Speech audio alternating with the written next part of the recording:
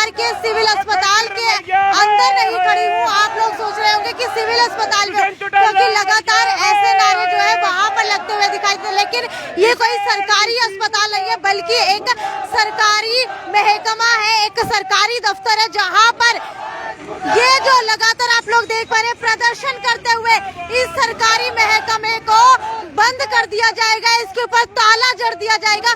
हालांकि अब मुद्दा क्या है इसका जिक्र कर लेते तो आपको बता दूं कि आप लोगों ने देखा था कि पहले जो है एक अस्पताल शुरू किया गया था जिसका नाम था संजीवनी अस्पताल।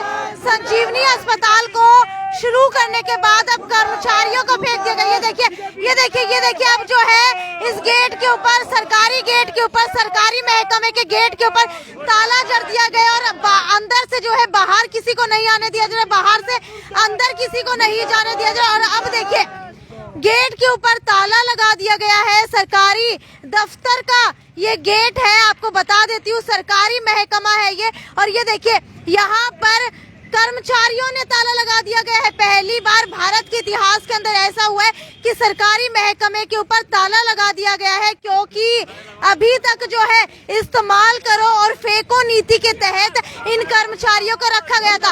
आप किसी भी रेस्टोरेंट के अंदर जाते होंगे तो आप लोग देखते होंगे कि एक टिश्यू पेपर होता है जिससे हाथ पूछे जाते हैं, मुंह साफ किया जाता है, उसके बाद उसको फेंक दिया जाता है। वैसे ही, सिर्फ वैसे ही एक संजीवनी अस्पताल अस्थायी तौर के ऊपर शुरू किया गया और उसके बाद इन सभी कर्मचारियों को निकाल करके बाहर फेंक दिया गया। पहले जो है डॉक्टर्स को निकाला गया, यानी कि हेल्थ वर्कर्स को संजीवनी अस्पताल से निकाला गया और उसके बाद अब इन कर्मचारियों को, सफाई कर्मचारियों को जो है संजीवनी अस्पताल से बाहर निकाल करके फेंक दिया गया है। और अब देखिए चेतावनी साफ तौर के ऊपर दे दी गई है, जब तक इनको बहाल नहीं किया जाएगा तब तक इस सरकारी महकमे के ऊपर ताला जड़ा रहेगा और किसी का भी काम नहीं होगा। ये देखिए आक्रोश जो है बहुत ज्यादा है। होश में आओ, होश में आओ। मैं संतलाल अंबेडकर प्रेस प्रवक्ता भीम आर्मी हिसार। अच्छा, मुझे ये बताइए सबसे पहले कि इन सभी कर्मचारियों को निकाला कब गया था? ये 18 नवंबर को इनको निकाला गया था और एक्चुअल में क्या था, उस महामारी के दौरान एक्चुअल में इनका इस्तेमाल हुआ खूब दबा के। हरियाणा सरकार ने जो गाइडलाइंस दी थी और हरियाणा सरकार के जो माननीय मनोहर लाल खट्टर हरियाणा सीएम और दुष्यंत चौटाला डिप्टी सीएम ने, उन्होंने हरियाणा के लोगों से ना आह्वान किया था कि आप लोग महामारी के दौरान हमारा सहयोग कीजिए। और इन लोगों ने अपने बच्चों के छोड़कर, डरावना जो माहौल था कोरोना के दूसरी लहर में, जो डरावना माहौल था, लोग मर रहे थे, महामारी के दौरान लड़ रहे थे, उस दौरान इन माताओं बहनों ने, इन गरीब साथियों ने ना सरकार के आदेश के ऊपर सरकार का मदद की थी, सहयोग किया था। उस कोविड हॉस्पिटल के अंदर कोविड की डेड बॉडियों को भी उठाया था, सफाई भी की थी, वहां का सहयोग भी किया था लोगों ने। पर हुआ क्या, जो कहते हैं ना हरियाणा सरकार सबका साथ सबका विकास, तो उसकी करनी कथनी में फर्क दिख रहा है। सरेआम इन लोगों को इस्तेमाल किया गया, उसके बाद में इनके पेट पे लात मार दी गई। आपको बता देती हूँ कि ये सभी कर्मचारी जो है सफाई कर्मचारी है और भी अलग अलग काम अस्थायी संजीवनी अस्पताल के अंदर किया करते थे, लेकिन कोरोना काल के अंदर, उस भयानक दौर के अंदर जिस वक्त कोई भी काम करने के लिए राजी नहीं था, उस वक्त इनको हायर किया गया और जब काम खत्म हो गया तब इनको लात मार करके बाहर निकाल दिया गया। यही नहीं, आपको ये भी बता देते हैं कि स्वास्थ्य मंत्री अनिल विज की तरफ से एक और नई गाइडलाइन आई थी, एक नोटिस जारी किया गया था कि इन सभी को दोबारा से बहाल किया जाएगा। जहां पर भी इनकी जरूरत होगी, कर्मचारी जो है सीएमओ मैडम के पास जाएंगे। सीएमओ मैडम अलग अलग जिलों के अंदर जहां पर भी इनकी जरूरत होगी, इनको दोबारा से डीसी रेट के ऊपर लगाया जाएगा। एक बार ये चीजें जो है मैं खुद नहीं कह रही हूँ, आपको दिखा देती हूँ। ये जो है अखबार के अंदर बिल्कुल आया हुआ है, स्वास्थ्य विभाग में बहाल होंगे हटाए गए 900 आउटसोर्सिंग कर्मचारी। और ये देखिए जिसके अंदर हिसार के कोविड अस्पताल का भी जिक्र है, जिसके अंदर 35 कर्मचारियों को पहले हटा दिया गया था और अब जो है दोबारा से नहीं उनको रखा जा रहा है। इस वक्त हिसार के B&R डिपार्टमेंट के अंदर मौजूद है। सर ये बताइए कि पहले जो है इनको रख लिया गया, हेल्थ वर्कर्स को रख लिया गया, अब इनको हटा दिया गया, इनकी क्या गलती है इसके अंदर? कोई गलती नहीं जी, गलती उन लोगों की है जिनकी मानसिकता खराब है। अभी बैकडोर से वो अपने चाचा का, अपने भतीजे को, अपने बुआ के लड़के को भर रहे हैं। और जिन लोगों ने वास्तव में कोरोना महामारी के दौरान अपनी जान जोखिम में डाल के लोगों की हेल्प करी, डेड बॉडी को उठाया, लोगों को, बीमार आदमी को बेड तक ले जाने का काम किया, सफाई करी, गार्डशिप करी। यानी कि इतनी बेकार माहौल में जब लोगों को अपनी जान की बाजी लगाने की मतलब बात थी, लोगों को डर था, तब इन लोगों ने ही वहां पे खड़े होकर हेल्प करी थी। और तब हरियाणा सरकार के लोगों ने हाथ जोड़ के इनको बुलाया था, इनको सम्मानित करा था, इनको फूलों के हार पहनाए थे।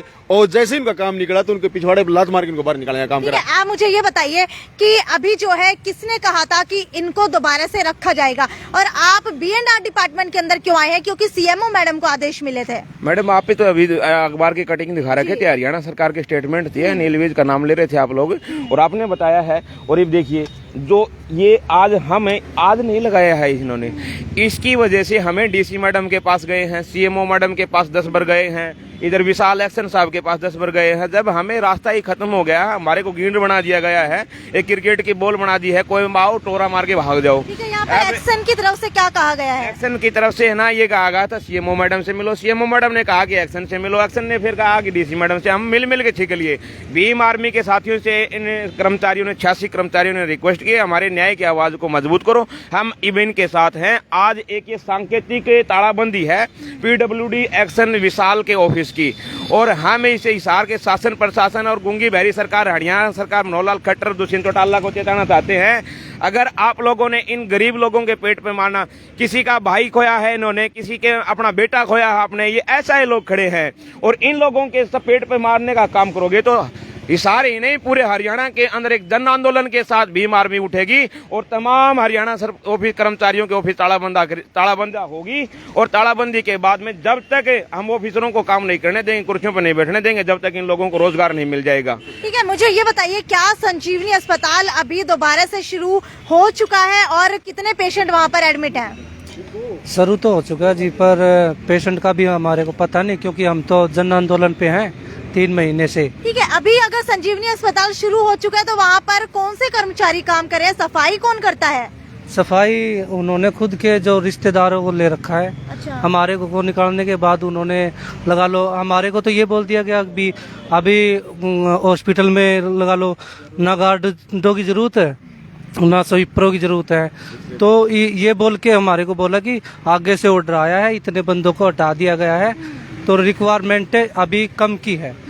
पर हमने देखा कि वापिस और भी बढ़ रहे हैं, वो अपने रिश्तेदारों को लेके आ रहे हैं, जान पहचान वालों को भर्ती कर रहे हैं। ठीक है, आप बताइए जब कोरोना काल था उस समय आप लोग क्या क्या काम किया करते थे? नमस्कार, मेरा नाम अमित कुमार है। मैं ग्रेजुएट हूँ और मेरा पद संजीवनी हॉस्पिटल में स्वीपर का था, और हमें बगैर नोटिस के वहाँ से निकाल दिया गया है। जबकि अनिल विज सर ने यहाँ का अब दोबारा कोरोना की लहर आ चुकी है, तो उन्होंने एक लेटर इशू कर दिया है CMO मैडम के पास कि स्टाफ दोबारा तैनात किया जाए, और बेड जो 200 थे बेड भी दोबारा से बढ़ा दिए गए हैं। तो सरकार से, प्रशासन से ये विनती करना चाहते हैं कि हम सभी ग्रेजुएट, कोई +2 है, कोई ग्रेजुएट है, कोई मतलब 10वीं पास है, सभी पढ़े लिखे। ये बताइए संजीवनी अस्पताल से पहले कहाँ काम किया करते थे? हम पहले ऑक्सीजन प्लांट है यहाँ पे हिसार के अंदर, पहले वहाँ पे भी काम किया करते थे। हम SIS में लग रहे थे। आप कहाँ करते थे जी? आप होटल में जी। आप होटल में जी। तो आप लोगों ने क्या सोच करके संजीवनी अस्पताल ज्वाइन किया था?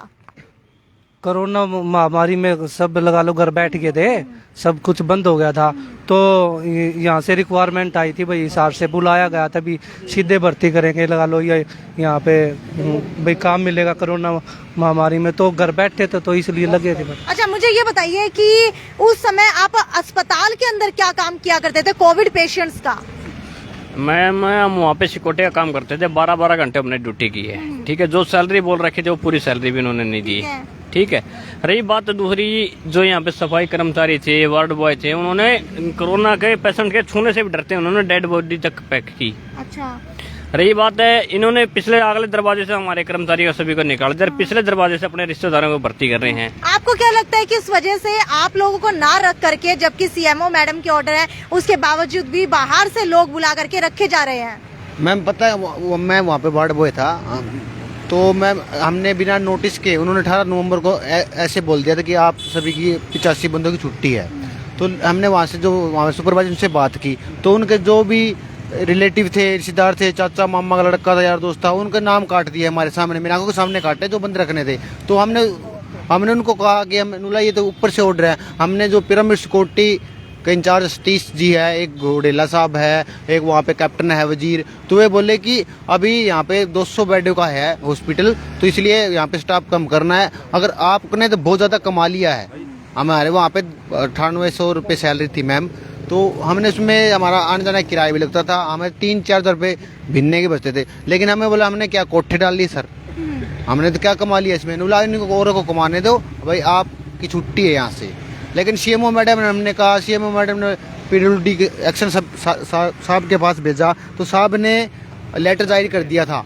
हम वहाँ पे गए, जेबीडी कोर कंपनी है जो मैनेजमेंट है हॉस्पिटल का, तो वे बोली आपको पीएसएस लेगा। हमने पीएसएस के बाद बात की तो वो बोला आपको जेबीडी कोर लेगा। वे दोनों कंपनियां पल्ला झाड़ रही है, सीएमओ पल्ला झाड़ रही है, डीसी मैडम पल्ला झाड़ रही है। अभी तक हमने इसके बारे में किसी ने भी पूरा आश्वासन नहीं दिया कि आपको आगे नौकरी मिलेगी या बेरोजगार रहेंगे। ठीक है, कुछ लोग मेरे साथ और भी यहाँ पर मौजूद है, लेडीज मौजूद है। मुझे ये बताइए आप कितने बजे से यहाँ पर बैठे हो, क्या किसी ने आकर के संज्ञान लिया है?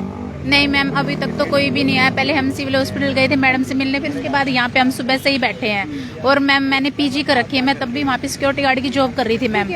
अब हमें निकाल दिया है तो हम क्या करें, हमें हमारी जॉब चाहिए बस। यानी कि बेरोजगारी इतनी है कि ग्रेजुएशन पोस्ट ग्रेजुएशन करके भी सिक्योरिटी की जॉब करनी पड़ रही है। यस मैम, बहुत ज्यादा है बेरोजगारी। और मैंने यहाँ सभी ने मतलब कि ज्यादातर ग्रेजुएट है हमारे में से जो अभी किसी कारण पहुंच नहीं पाए, लेकिन सभी कोई स्वीपर में, कोई सिक्योरिटी गार्ड में, कोई वार्ड बॉय में काम कर रहे हैं। ऐसी मतलब बेरोजगारी फैल गई है, लेकिन हमारे साथ फिर भी इतना बुरा सलूक हो रहा है। क्या करें मैम, हमें हमारी जॉब चाहिए और हम लेके रहेंगे हमारी। ये बताइए अब आगे का रुख क्या रहने वाला है? आगे का रुख ये है मैडम कि ये जो आज तो ये संकेतिक धरना है, ताड़ा भी संकेतिक है। अगर हरियाणा सरकार अपने होश आवास में नहीं आती, हिसार प्रशासन अपने होश आवास में नहीं आता, तो धरना भी स्थायी होगा और ये ताड़ा भी स्थायी होगा। क्योंकि गरीब लोगों के साथ में जहाँ भी अन्याय होगा, भीम आर्मी के लोग उनके साथ कंधे से कंधा मिला खड़े हैं। यानी कि अगर सोमवार तक कोई भी आप लोगों से मिलने के लिए नहीं आया तो ये ताला जो है स्थायी कर दिया जाएगा। ठीक है, तो आपको बता देती हूँ पूरे हरियाणा के अंदर एक कॉल जाएगी। मैंने माननीय कमल बराड़ा जी से अभी थोड़ी देर पहले ही बात करी है। उन्होंने ये कहा है कि हम आपके साथ में तन मन दल और दल बल के साथ में आपके साथ में खड़े हैं। अगर आपको हिसार की कॉल करवानी हो प्रदीप, मुझे बताना, एक दिन पहले अगले दिन हिसार में भीड़ होगी। हम जनशक्ति में विश्वास रखते हैं, जननीति में विश्वास रखते हैं, हम पीछे हटने वाले लोग नहीं हैं। ये धरना स्थायी होगा और ये ताला भी स्थायी होगा। देखिए, अजीब विडम्बना है कि अस्थायी अस्पताल के अंदर काम करने वाले, डी ग्रेड काम करने वाले, यहाँ पर ग्रेजुएट और पोस्ट ग्रेजुएट लोग हैं। कितनी बेरोजगारी हमारे हरियाणा के अंदर है। इसके बाद भी अस्थायी रूप से शुरू किया गया कोविड अस्पताल, जिसके अंदर अस्थायी रूप से यहाँ पर सिक्योरिटी गार्ड के अंदर या फिर जो भी कर्मचारी रखे गए थे उन सभी को निकाल करके बाहर फेंक दिया गया है। हालांकि आपको क्या लगता है, पहले तो हरियाणा के अंदर इतनी ज्यादा बेरोजगारी है, उसके बाद जब छोटी मोटी नौकरियां मिलती हैं डी ग्रेड की, उससे भी कर्मचारियों को बाहर निकाल करके फेंक दिया जाता है। अब जो है एक बहुत बड़ी कॉल पूरे हरियाणा के अंदर होने वाली है, क्योंकि अभी तक जो है सांकेतिक ताला लगाया गया है सरकारी महकमे के अंदर, B&R दफ्तर के अंदर लगाया गया है और पीडब्ल्यूडी के अंदर लगाया गया है। लेकिन अगर आपको बताती हूँ, सोमवार तक अगर किसी ने भी इनका संज्ञान नहीं लिया तो ये अस्थायी अस्पताल का अस्थायी ताला जो है स्थायी बनते हुए देर नहीं लगेगी, क्योंकि स्थायी नौकरियां नहीं मिली है, स्थायी अस्पताल नहीं बनाया गया, लेकिन स्थायी ताला यहाँ पर जड़ दिया जाएगा। तो अपील है आप सभी से, वीडियो को जो है ज्यादा से ज्यादा शेयर कीजिए ताकि इन सभी को न्याय मिल सके और कर्मचारियों को दोबारा से बहाल किया जा सके। ये थी साक्षी सोनी की रिपोर्ट हिसार के पीडब्ल्यूडी BR ऑफिस के बाहर से। नमस्कार। मुर्दाबाद मुर्दाबाद मुर्दाबाद, डीसी मुर्दाबाद मुर्दाबाद मुर्दाबाद, सीएमओ मैडम मुर्दाबाद मुर्दाबाद मुर्दाबाद, एक्शन विशाल मुर्दाबाद मुर्दाबाद मुर्दाबाद, हरियाणा सरकार हो बर्बाद हो बर्बाद, डीसी मर गया है, बीजेपी मर गई है।